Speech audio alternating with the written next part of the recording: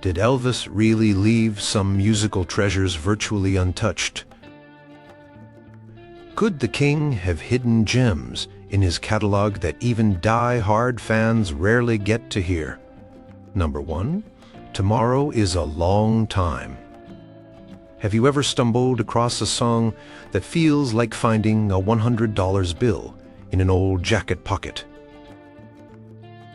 That's exactly what discovering Elvis Presley's rendition of Tomorrow is a Long Time feels like.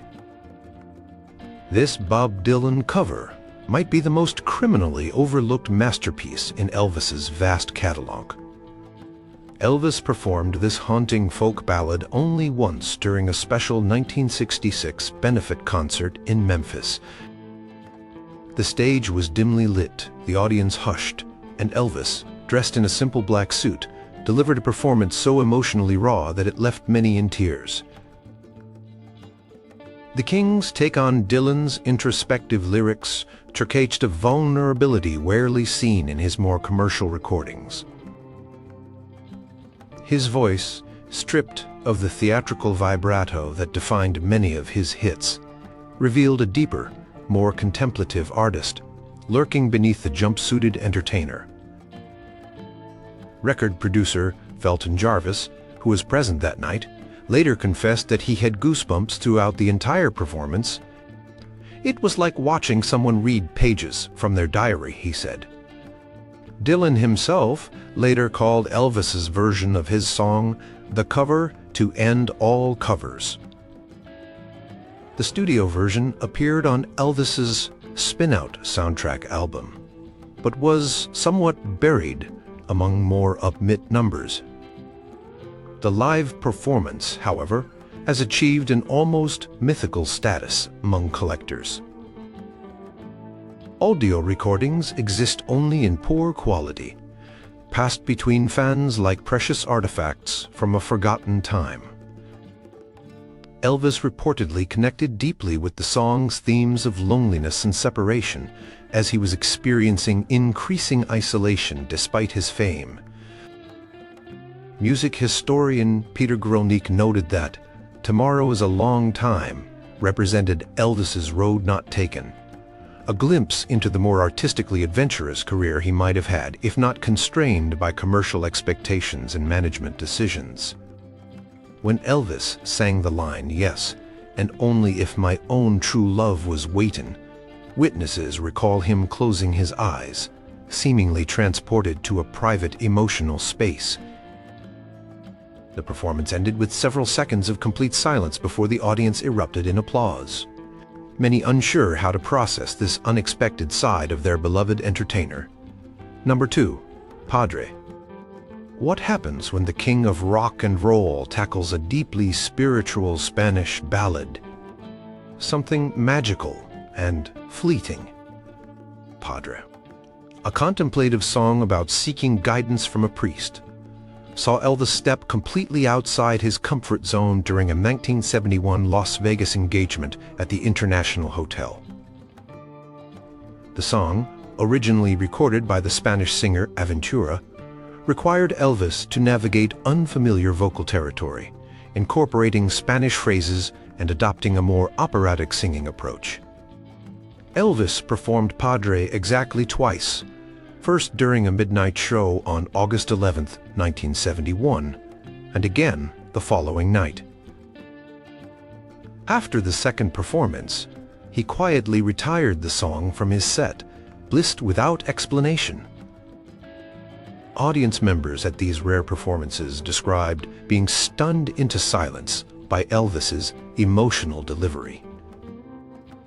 Casino manager Alex Schufe recalled, "I'd seen hundreds of Elvis shows by then, but those 2 nights when he sang Padre, it was like watching a completely different performer." The song's arrangement featured minimal backing, just a piano, light percussion, and occasional string accents, allowing Elvis's voice to dominate the sonic landscape. Epic singer Kathy Westmoreland later revealed that Elvis had spent weeks privately practicing the song with vocal coach Freddie Binstock, determined to master its challenging melodic structure. Padre held personal significance for Elvis, whose religious upbringing remained an important part of his identity throughout his life. Though better known for his gospel recordings like "How Great Thou Art," Padre represented a more complex spiritual exploration. The lyrics, which include pleas for forgiveness and guidance, seem to resonate deeply with Elvis during a period when his personal life was increasingly tumultuous. Sound engineer Bruce Jackson preserved a recording of one performance, noting that Elvis was visibly moved after finishing the song. He stood there for a moment, eyes closed, before whispering, "Thank you," to the audience. Jackson said, "It wasn't his usual big finish with a karate kick or dramatic pose." Elvis never explained why he dropped Padre from his repertoire. Some insiders suggest he felt the song was too intimate for his increasingly spectacular Vegas shows, while others believe he was simply dissatisfied with his pronunciation of the Spanish lyrics. Whatever the reason, those who witnessed these rare performances consider themselves part of an exclusive club who saw Elvis at perhaps his most vulnerable and artistically daring. Number 3. It's Now or Never. O Sol Mio. Can you believe Elvis once avoided performing one of his biggest hits? Despite It's Now or Never spending an incredible 8 weeks atop the Billboard charts in 1960 and selling over 20 million copies worldwide, Elvis performed this wah hit live only twice during his entire career. This Italian-influenced ballad, adapted from the classic Neapolitan song, O Sol Mio, represented a pivotal artistic evolution for Elvis after his return from military service in Germany. The song's operatic qualities presented unique vocal challenges, requiring Elvis to showcase a more refined singing technique than his earlier rock and roll hits. Elvis first performed It's Now or Never during his renowned 1961 benefit concert for the USS Arizona Memorial in Hawaii. The performance was broadcast live, with Elvis appearing visibly nervous about hitting the song's demanding high notes. His only other live performance of the track occurred during his grounding, Aloha from Hawaii satellite broadcast in 1973, over a decade after the song's release. Even then, Elvis approached the song with noticeable caution, modifying some of the more demanding vocal sections.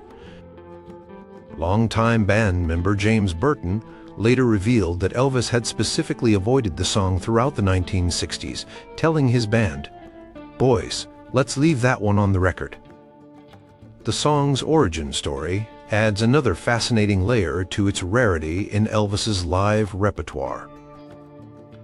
While stationed in Germany, Elvis became enchanted with O Sol Mio as performed by Tony Martin. Upon returning to civilian life, he asked his publishers to create English lyrics for the melody. The resulting composition helped Elvis establish a more adult, sophisticated image following his military service. It's Now or Never reportedly required more takes in the recording studio than almost any other Elvis song, with the singer pushing himself to vocal limits rarely heard in popular music of the era. RCA producer Steve Scholz recalled, "Elvis was determined to nail those high notes, even if it took all night. He saw this song as his statement that he wasn't just a rock and roll kid anymore." Music critics widely consider It's Now or Never to be among Elvis's most significant artistic achievements, demonstrating his remarkable versatility and often overlooked vocal prowess. The song's commercial success across multiple continents also solidified Elvis's global appeal beyond the English-speaking world. The scarcity of live performances has made audio and video recordings of these rare moments especially valued among collectors. Elvis memorabilia expert Jeff Schrems notes that hearing Elvis perform It's Now or Never live is like witnessing a unicorn.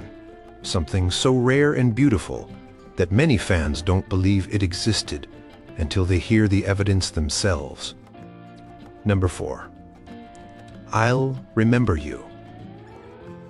What song brought tears to Elvis's eyes on stage during the famous Aloha from Hawaii broadcast? The lesser-known Hawaiian ballad I'll Remember You ranks among Elvis's most emotionally charged yet infrequently performed songs.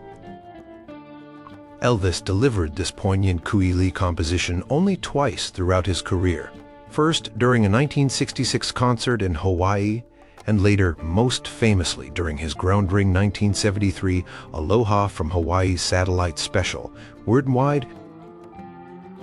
The song's Hawaiian origins held special significance for Elvis, whose love affair with the islands began during the filming of Blue Hawaii in 1961. I'll Remember You showcases the softer, more contemplative side of Elvis's artistry that casual listeners might overlook amid his more energetic hits. During the Aloha performance, camera operators noted that Elvis appeared to become emotional mid-song, his voice catching slightly on the line, "I'll remember you, long after this endless summer is gone." Kuili, the song's composer, was a celebrated Hawaiian musician who died of cancer at just 34 years old. Elvis's decision to include this relatively obscure composition in his landmark broadcast represented a deeply personal tribute. Concert promoter Tom Moffat later revealed that Elvis had specifically requested the song be added to the set list just days before the show, saying, "This one's for the islands."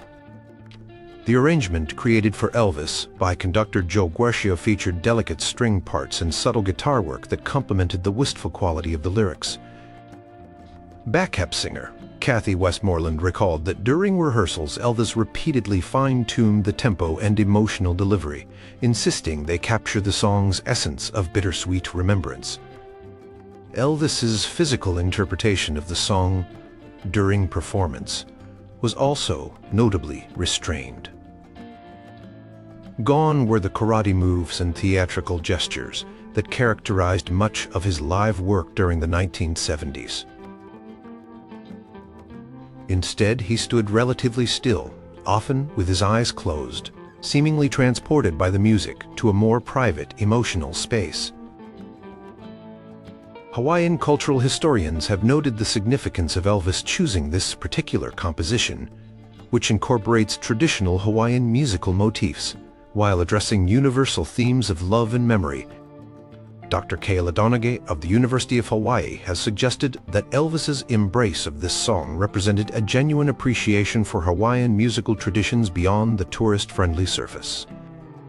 Despite its limited appearances in Elvis's live repertoire, I'll Remember You has developed a devoted following among serious fans, who point to these rare performances as evidence of the artist's often underappreciated musical sensitivity.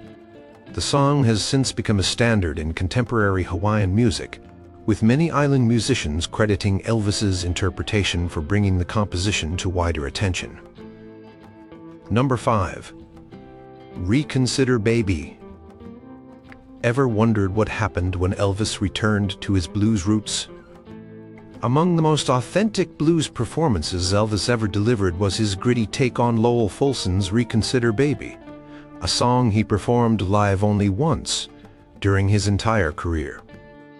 This rare moment occurred during a midnight show at the International Hotel in Las Vegas on August 23, 1969, when Elvis suddenly called out to his band to follow him into this unrehearsed blues standard. The performance represented a remarkable departure from the carefully orchestrated Vegas show Elvis had been perfecting. According to guitarist James Burton, Elvis just turned to us and said, "Let's do Reconsider Baby, follow me." We were caught completely off guard, but that's what made it so real. The resulting performance featured an extended saxophone solo by Boots Randolph and showcased Elvis's ability to inhabit authentic blues phrasing rarely displayed in his more commercial recordings. Elvis had previously recorded Reconsider Baby during his 1960 sessions at RCA Studio B in Nashville, but the song remained relatively obscure within his catalog, appearing on his Elvis Is Back album after his return from military service. Blues historians have often pointed to this recording as evidence of Elvis's legitimate blues credentials, with music critic Peter Guralnick describing it as fine a blues performance as ever came out of a Memphis studio. The live performance in Vegas took this authenticity even further. Audience members reported that Elvis appeared completely absorbed in the music, abandoning his usual stage movements for a more stationary, emotionally concentrated delivery. Drummer Ronnie Tutt later commented, "For those few minutes, we weren't in Vegas anymore. We might as well have been in some smoky blues club in Memphis circa 1954. Elvis's decision to perform Reconsider Baby came during a period of artistic rejuvenation following his successful 1968 comeback special. Friends and band members noted his renewed interest in exploring musical roots rather than simply fulfilling commercial expectations. Producer Felton Jarvis, who witnessed the performance, later said, "This was Elvis reminding everyone, maybe even himself, that beneath all the jumpsuits and spectacle, he was still fundamentally a blues singer from Mississippi." The song's lyrics, which deal with relationship betrayal and emotional reconciliation, seem to hold particular resonance for Elvis during this period. He delivered lines like, "You said you was high tone, I was down the line," with a knowing world weariness that transcended mere performance, suggesting personal identification with the material. Sound engineer Al Pachucki, who captured the performance on tape, recalled being stunned by Elvis's vocal approach. "He was using parts of his voice I hadn't heard before, deeper, rougher, more textured. It was like he was channeling something ancient." Despite the audience's enthusiastic response, Elvis never again included Reconsider Baby in his setlist, making this performance a singular moment in his live career. Number 6.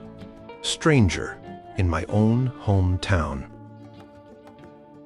Have you ever felt like an outsider in a familiar place? This powerful emotion forms the core of Percy Mayfield's blues composition, Stranger in My Own Hometown, which Elvis performed live just once during a late-night jam session at the International Hotel in Las Vegas 9. This impromptu performance, captured on tape almost by accident, reveals an Elvis rarely seen by mainstream audiences, raw, unfiltered, and deeply connected to his blues influences. The song's themes of alienation and displacement struck a profound chord with Elvis, who, despite his immense fame, often expressed feelings of isolation and disconnection. As he growled through lyrics like, "I've been traveling these highways just as lonely as a man can be," witnesses described seeing a different Elvis emerge, not the polished entertainer, but a blue-collar Mississippi boy, giving voice to genuine pain. Elvis's sole live performance of this obscure blues number came during what band members later called the Loose Show, a late-night performance where Elvis, seemingly liberated from the constraints of his standard setlist, began calling out songs that reflected his personal tastes rather than commercial considerations. Guitar player John Wilkinson later recalled, "The audience that night got to see the real Elvis, the one we sometimes glimpsed in private jamming sessions at Graceland." The arrangement was stripped down and improvisational, featuring extended guitar work from James Burton and a gritty saxophone solo from Boots Randolph. Elvis pushed his vocal into harsher territory than usual, adopting a shouting blues style reminiscent of his earliest Sun Records recordings. Sound engineer Bruce Jackson, who captured the performance, noted that Elvis's microphone technique changed dramatically during this song, with the singer practically swallowing the mic to achieve a more intimate, intense sound.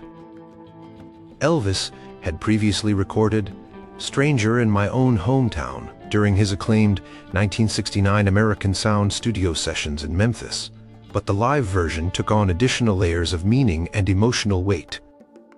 Concert reviewer Ray Connolly, who witnessed this rare performance, wrote, "For a few minutes the veneer of superstardom fell away, and we glimpsed the artist beneath the entertainer."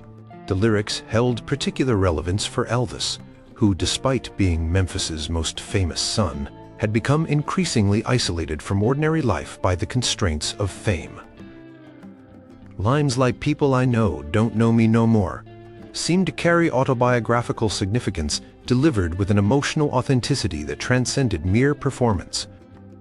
Elvis's longtime friend Jerry Schilling later revealed that this song represented Elvis speaking his truth about the paradoxical loneliness of superstardom.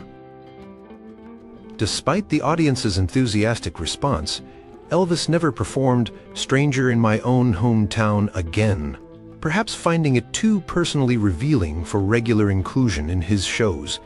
Number 7. Whole Lotta Shakin' Goin' On. Would you believe that Elvis only performed Jerry Lee Lewis's signature song twice in his entire career? Despite being contemporaries and both products of Sam Phillips' legendary Sun Records label in Memphis, Elvis largely avoided performing Jerry Lee Lewis's definitive hit, "Whole Lotta Shakin' Goin' On," throughout his career. This reluctance makes the two occasions when he did tackle this rock and roll standard all the more remarkable. Elvis first performed "Whole Lotta Shakin'" during his groundbreaking 1968 NBC comeback special in what many music historians consider the most electrifying segment of the entire program. Seated in a small arena with his original bandmates, Scotty Moore and DJ Fontana, Elvis launched into an impromptu jam that included this Lewis classic. Dressed in tight black leather, dripping with sweat under the hot studio lights, Elvis delivered a raw, uninhibited performance that captured the dangerous energy of early rock and roll. The only other time Elvis performed the song was during a midnight show in Las Vegas on August 26, 1969, when he called out the song without warning during an extended jam session. Pianist Glenn D. Hardin, caught by surprise, initially struggled to match Lewis's distinctive piano intra before the band locked into a furious groove. Eyewitnesses described Elvis as completely transformed during the performance, abandoning his usual controlled movements for something more primal and spontaneous. The complicated relationship between Elvis and Jerry Lee Lewis adds fascinating subtext to these rare performances. Both artists emerged from the same musical crucible of Memphis in the mid-1950s, with Lewis often expressing competitive feelings toward Elvis. Lewis's former road manager, J.W. Whitten, once quoted Lewis saying, "I may not be Elvis, but Elvis sure ain't me either." This professional rivalry made Elvis's decision to perform Lewis's signature song particularly noteworthy. Sound engineer Bill Porter, who captured the Las Vegas performance, recalled that Elvis approached "Whole Lotta Shakin' with particular intensity. He wasn't imitating Jerry Lee, he was almost challenging him, putting his own stamp on it." The Vegas arrangement included a driving horn section that Lewis's original never had, creating a hybrid sound that honored the original while transforming it into something distinctly Elvis. Curiously, despite the enthusiastic reception these performances received, Elvis never added the song to his regular setlist. Some Elvis historians suggest this may have been out of professional respect for Lewis, while others believe Elvis simply preferred to establish distance from his Sun Records contemporaries as he crafted his latter-day performing identity. Guitar player James Burton noted that during the Vegas performance, Elvis seemed to access a younger, more carefree version of himself. For a few minutes, he wasn't the biggest star in the world with all that pressure. He was just a kid from Tupelo having a blast playing rock and roll. This glimpse of the uninhibited performer beneath the superstar veneer makes these rare performances especially treasured among serious Elvis aficionados. Number 8. Pieces of my life. Can a song be too personal, even for the performer who recorded it? Such may be the case with Pieces of My Life, a deeply autobiographical country ballad that Elvis performed live exactly once before deciding it was too emotionally revealing for regular inclusion in his concerts.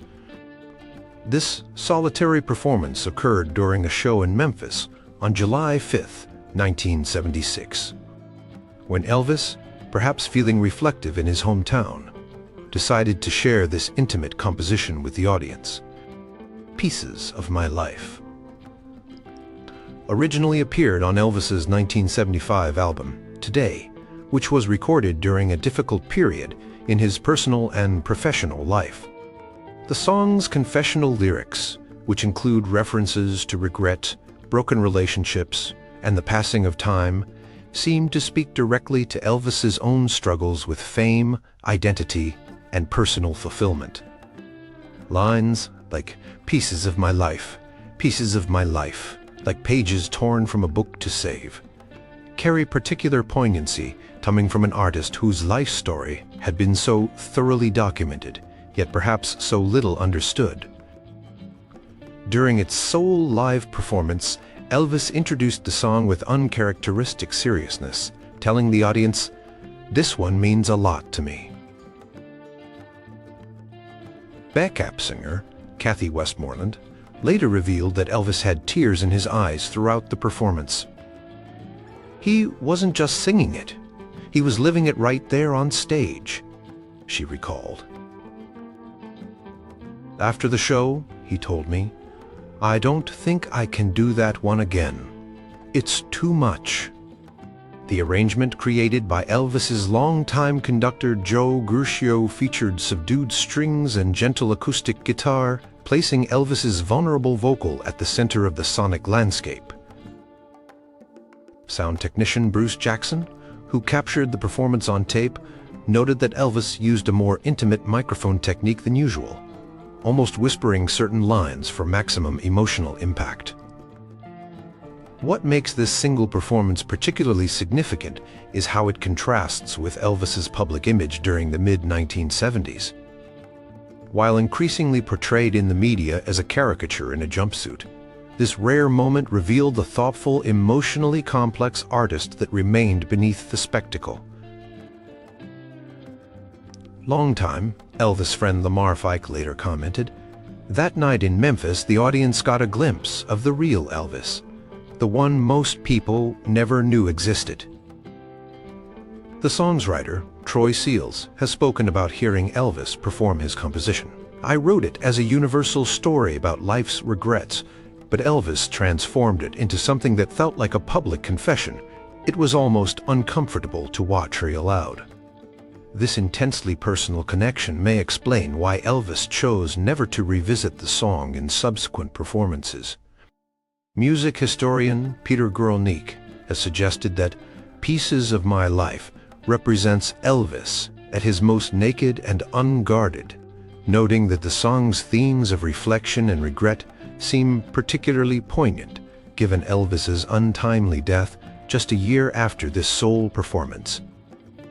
The recording of this unique moment has become especially treasured among collectors, representing a rare glimpse into Elvis's inner emotional landscape during the final chapter of his life. Number 9. Fool. What happens when Elvis Presley strips away all the showmanship and simply stands still to deliver a heartbreaking ballad? Audiences witnessed this rare vulnerability during Elvis's handful of live performances of Fool, a devastating song about self-deception and relationships that Elvis performed live just twice during his final years. This emotionally raw composition appeared on Elvis's 1973 album, Fool, but barely made it into his concert repertoire despite its striking studio recording. Elvis first performed Fool during a Las Vegas engagement in January 1973, shortly after recording the studio version. Eyewitnesses described an unusual hush falling over the typically boisterous Vegas crowd as Elvis, standing center stage with minimal movement, delivered the song's painful confessions. "You could have heard a pin drop," recalled backup singer Marna Smith. "It was like he forgot he was performing and was just feeling every word." The song's lyrics, which include devastating lines like "Fool that I am, excusing the things you do, but you'll be the fool someday too," seem to carry personal significance for Elvis, whose marriage to Priscilla had recently ended. Concert reviewer Mike Kalina wrote, "When Elvis sang Fool, it wasn't just a performance, it was a man publicly working through his own heartbreak." Elvis's second and final performance of the song came during an appearance in Huntsville, Alabama, in 1975. Sound engineer Bruce Jackson, who recorded both performances, noted significant differences between them. The '73 version was raw grief, still bleeding. By '75, it had hardened into something almost like anger. This emotional evolution makes these rare performances particularly valuable to those studying Elvis's artistic journey. The arrangement Elvis used for Fool was notably restrained by the standards of his 1970s shows. Gone were the dramatic introductions, karate moves, and theatrical flourishes that characterized much of his later work. Instead, Elvis would stand almost motionless at the microphone, often with his eyes closed, creating an atmosphere of intense intimacy even in large venues. Elvis's vocal approach to Fool focussed a technical control and emotional nuance that casual observers of his career often overlook. Voice coach Marge Anderson, who worked with numerous professional singers, observed, "What Elvis did vocally on Fool was extraordinarily difficult. Maintaining that level of restraint while conveying such profound emotion requires mastery that few performers ever achieve." After the Huntsville performance, Elvis removed Fool from his set list without explanation. Band members later speculated that the song may have simply become too emotionally demanding to perform regularly. Drummer Ronnie Tutt recalled, "There were certain songs that took a lot out of him. They weren't just performances, they were emotional excavations. Fool definitely fell into that category." Music historian Ernst Jorgensen has suggested that these rare performances offer crucial insight into Elvis's artistic sensibilities beyond the more flamboyant aspects of his 1970s persona. In these moments, we see that beneath the jumpsuit was still the same sensitive interpreter of song who had revolutionized American music. Number 10. Love Letters. Did you know one of Elvis's most beautiful ballads was performed live only once? Love Letters, a hauntingly delicate song about treasured correspondence from an absent lover, stands as perhaps the most criminally overlooked masterpiece in Elvis's vast catalog. Despite recording a stunning studio version that shankes his remarkable vocal control and emotional depth, Elvis performed this jewel live only once during a 1969 Las Vegas performance. The song's history itself is fascinating. Originally composed for the 1945 film of the same name, Love Letters had been recorded by artists like Ketty Lester before Elvis transformed it with his 1966 studio recording. Elvis's version, featuring delicate harpsichord accents and one of his most nuanced vocal performances, demonstrated his often underappreciated gifts as an interpretive singer. Music critic Dave Marsh later wrote that Elvis's Love Letters revealed a sensitivity and musical intelligence that confounded those who preferred to view him as merely a culturally disruptive force. Elvis's decision to perform the song during his 1969 Las Vegas engagement came during a period of artistic rebirth following his successful '68 comeback special. Fresh from his acclaimed Memphis recording sessions and energized by his return to live performing after a 9-year absence, Elvis seemed determined to showcase his full range as an artist beyond the expected hits. The arrangement created for this sole live performance featured subtle orchestration by conductor Bobby Morris, who recalled Elvis being unusually specific about how he wanted the song presented. He asked for the strings to be almost ghostly, and he wanted the rhythm section to trying to disappear. During certain phrases, he knew exactly the mood he was trying to create.